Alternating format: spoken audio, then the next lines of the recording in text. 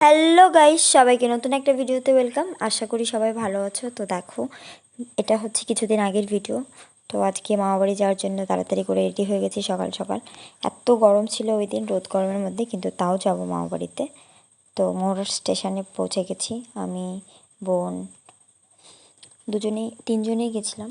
তিনজনে যাইনি, সরি, চারজনে গেছিলাম। দিশানি উঠবে বগুড়া স্টেশন থেকে, ও আলাদা গেছিলো। এত গরম ছিল ওই দিন, আর রোদে রাস্তায় বেরোনোর মতো না। আর ট্রেনও ওই দিন লেট করছিল। তো 1 ঘন্টা লেট করার পরে ট্রেন আসলো। 1 ঘন্টা ট্রেনের জন্য ওয়েট করার পরে আমরা ট্রেন পেলাম। তো তারপরে ট্রেনে গিয়ে আমরা মাঝদিয়া স্টেশনে নামবো। মাঝদিয়া স্টেশনে নেমে গেছি। দেখো, ওরা পেছন পেছন হেঁটে আসছে। এরপর আমরা যাব হচ্ছে অটোতে। যেহেতু দাদা ছিল, তো সেই কারণে দাদার সঙ্গেই চলে গেছিলাম। তারপরে গিয়ে উঠেছিলাম টোটোতে। টোটোতে যেতেও বেশ কিছুটা সময় লাগে। তো এই রোদ গরমের মধ্যে এত কষ্ট হয়েছিল ওই দিন বলার মতো না। তো ফাইনালি প্রায় মামাবাড়ির কাছাকাছি পৌঁছে গেছি। তো তার আগে একটু তোমাদের দেখাচ্ছি। দেখো, মানে এখনকার সময় শহরের রাস্তায় তো শুধু গাড়ি ঘোড়া, বাড়ি, বিল্ডিং এইসব দেখা যায়।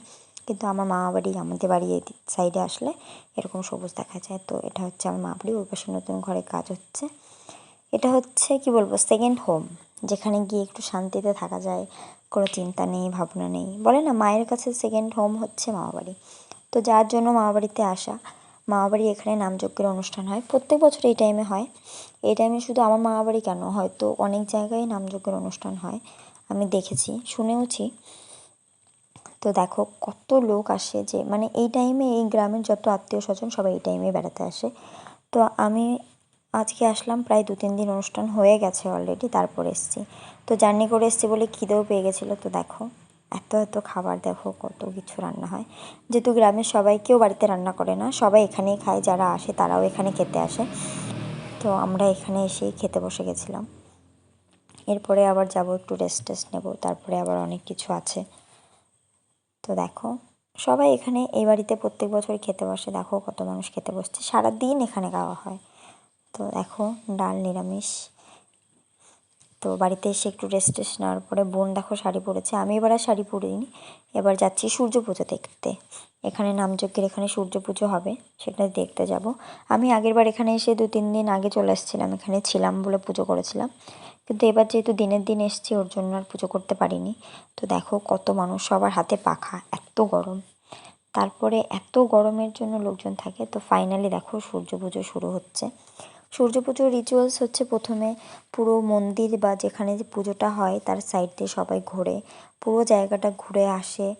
এটা দেখতে বেশ মজা লাগে। গ্রামের সব মেয়ে বউরা, মানে ওদের কাছে একটা আনন্দ। এদিন সুন্দর করে সাজবে, সেজে গুজে সুন্দর। দেখো সবাই পুজোর একটা ডালা সাজিয়ে নিয়ে পুজো করতে যায়। তারপরে পুরো মন্দিরটা ঘুরে আসার পরে ওখানে দাঁড়াবে, মন্দিরের সামনে দাঁড়িয়ে সবাই একটু নাচানাচি করবে। তারপরে গিয়ে পুজো শেষ হবে। মানে দেখতে এত সুন্দর লাগে না। তো দেখো, এরপরেই প্রায় সবাই নাচানাচি শুরু করবে।